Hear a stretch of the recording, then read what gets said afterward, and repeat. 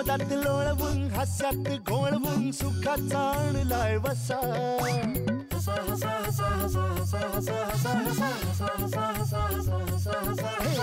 मजेच अस्वल करील गुदगुल्या पुढ्यात त्याच्या बसा गडबड लोळाल पाठवर पडाल खुर्ची पकडून बसा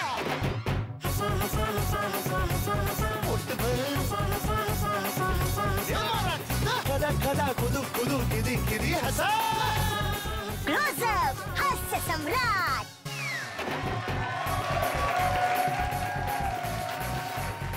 नमस्कार मंडळी, नमस्कार. अहो हल्ली महाराष्ट्रातले डॉक्टर्स बरं का औषधाचं प्रिस्क्रिप्शन लिहून देताना असं लिहितात, 2 गोळ्या सकाळी घ्या, 2 दुपारी घ्या, 2 संध्याकाळी घ्या आणि रात्री झोपण्यापूर्वी. बुधवारी आणि गुरुवारी बरोबर रात्री 10 वाजता पाहायला विसरू नका झी मराठीवरचा हास्याचा धमाका, ज्याचं नाव आहे क्लोजअप. हास्य सम्राट. आता हसा मराठीत. आणि मराठीतून हसवण्यासाठी आपल्याकडे आपले स्पर्धक मित्र तयार आहेत आणि त्यांची परीक्षा घेण्यासाठी तयार आहेत. आपले मान्यवर परीक्षक, आपले सगळ्यांचे आवडते अशोकजी नायगावकर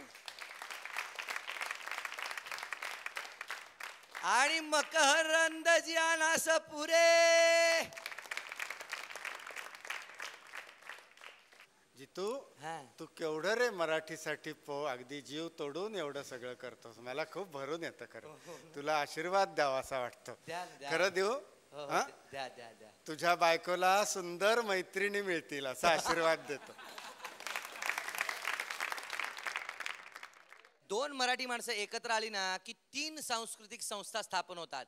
म्हणजे पहिली ते दोघं एकत्र येऊन स्थापन करतात. एकत्र? हा, मराठी माणसं आणि एकत्र? हो. जरा कानाला खटकतं बाबा काहीतरी असं. मग त्यांच्यातही काहीतरी खटके उडतात. मग दोघेही वेगवेगळे होतात आणि वेगवेगळ्या आणखी 2 संस्था स्थापन करतात. अशा प्रकारे 2 मराठी माणसांच्या 3 सांस्कृतिक संस्था. 2 गुजराती माणसं 3 संस्था काढतात. हो का? पण त्यांच्यात खटके उडतात म्हणून नाही, इन्कम टॅक्सच्या ऍडजस्टमेंट साठी. बर वा. आणि 2 बिहारी आहेत ना, 3 पावभाजीच्या गाड्या टाकतात. 3 का बरं? 2 त्यांच्या स्वतःच्या आणि 3री नंतरच्या येणाऱ्यासाठी. म्हणजे मी तर असं ऐकलं, सुनीता विल्यम्स आता तिकडे स्पेस मध्ये गेली होती ना, ती तिथनं येताना म्हणे वाटेत पावभाजी खाऊन आली होती. वा. तर अशा या वेगवेगळ्या लोकांच्या वेगवेगळ्या तऱ्हा असतात. तर अशीच तरेवाईक माणसं वेगवेगळ्या तऱ्हेने हसवण्यासाठी आपल्याला सज्ज आहेत. इथे येतोय आपला पहिला स्पर्धक बरं का, देवगडचा छोटासा राजपुत्र, असा राजबिंडा, छोटासा गुट्ट्या, आमचा मंदार केळकर. नायगावकर साहेब, तुम्ही असं काय करताय हो? काय दिसत नाही म्हणून परफॉर्मन्स असा दे की आता सगळं व्यवस्थित दिसायलाच पाहिजे, हो की नाही? शुभेच्छा तुला. Thank you sir. या कार्यक्रमाचे अध्यक्ष पु ल देशपांडे यांचा परिचय करून देण्यासाठी मी बोरताळे गुरुजींना स्टेजवर निमंत्रित करतो. बोरताळे गुरुजी. बोरताळे गुरुजी येतात. गडबड करू नका रे कार्ट्यानो. इथे असे पुलं बसलेले असतात.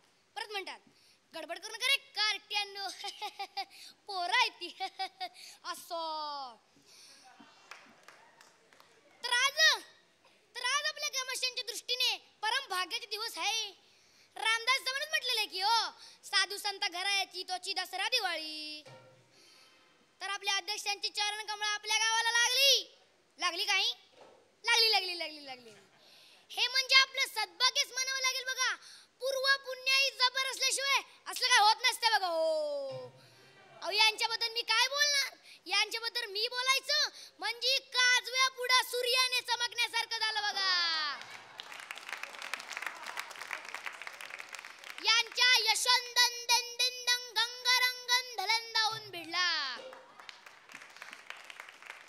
आणि तरी पण अध्यक्षपदाचं स्थान मिळवण्यासाठी यांना अत्यंत पार परिश्रम करायला लागलेत बघा. हो रामदास सर म्हटलेलं की हो, असाध्य ते साध्य करीती सायास कारण अभ्यास तुका म्हणे.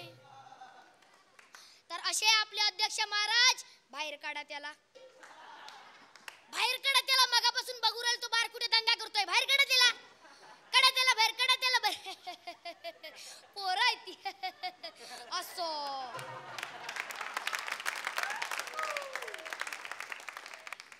तर आपल्या अध्यक्षांनी उदार अशी ग्रंथ रचना करून ठेवली बरं का.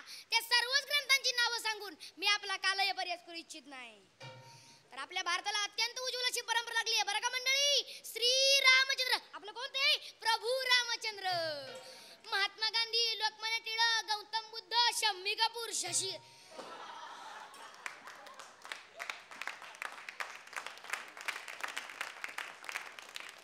ते हे हो आपल्या शाळेचे चेअरमन मेहरबान ताताजी बाबाजी खापरे, इतिहासाच्या पुस्तकातले बाजी प्रभू देशपांडे आणि आपले आजचे अध्यक्ष नुसते देशपांडे. बाकी समधी मंडळी त्या थोर परंपरेले आहेत बघा. घ्या आता मेहरबान खापरेजींच्या शिक्षणाच्या चळवळीविषयी तुम्हाला काय सांगावं. तुम्हाला सांगतो आपलं तंबाखूचं दुकान आणि केळ्यांचा व्यापार सांभाळून फावल्या वेळात शिक्षणाचं महत्त्व कार्य करतात बघा. नाही नाही मी तर म्हणतो ते हाय म्हणून गावात शाळा हाय, शाळा हाय म्हणून मी हाय आणि मी हाय म्हणून हे विद्यार्थी पण आहेत बघा. स्वतंत्र भारतातील उत्कृष्ट नागरिक बनवण्याचं कार्य जोरात चालू आहे. हन्ना हन्ना त्या बारकू त्याला. अरे कार्ट इथं पाहुणे बसल्या मुस्काट पडत पोर आहे ती. असो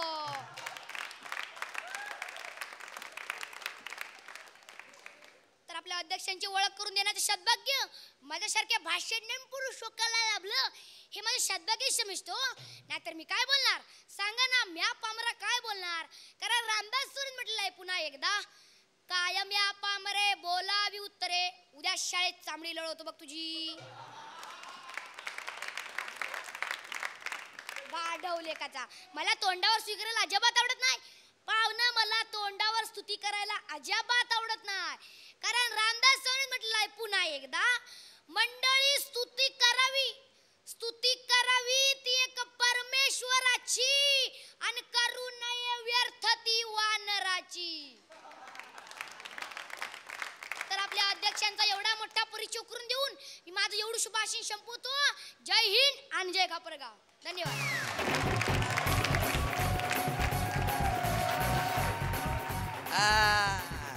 बरं का मंदार, तू केळकर आहेस ना, तुला मी एक कोडं घालतो. हा ही कुठली नवी पद्धत रे. म्हणजे केळ करायचं ना नवीन कोड घालतो म्हणजे काय. आणि उगाच आपलं लहान मुलं दिसली म्हणून कोडं घालतो काय. आम्हाला घाल ना हिंमत असली तर. एनिवे तर बरं का आडनाव तुझं केळकर आहे तर तुला एक कोडं घालतो. रस्त्यावर एक केळं पडलेलं होतं. पपई का नाही. एक पपई पडली होती असं का नाही.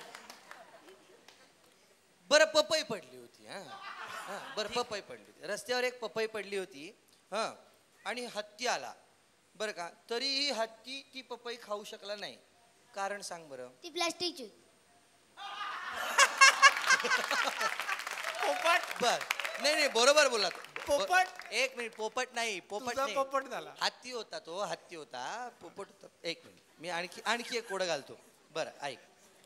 आता पेरू होता बरं का. पेरू आणि हत्ती होता. तरी हत्ती पेरू खाऊ शकला नाही. सांग का. अरे हत्ती प्लॅस्टिकचा होता. हत्तीच्या. असं आहे ते सगळं. मग मी चूळ भरून येऊ का. काय हा विनोद झाला ना. चूळ भरून येतो. मला पण प्लास्टिक वरचा एक जोक सांगायचं असं वाटतंय पण आठवत नाही ना.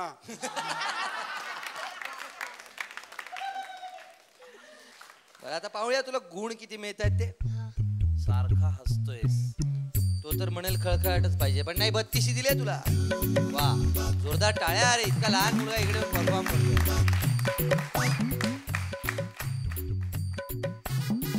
32 मिळालेली आहे. 32 धन्यवाद.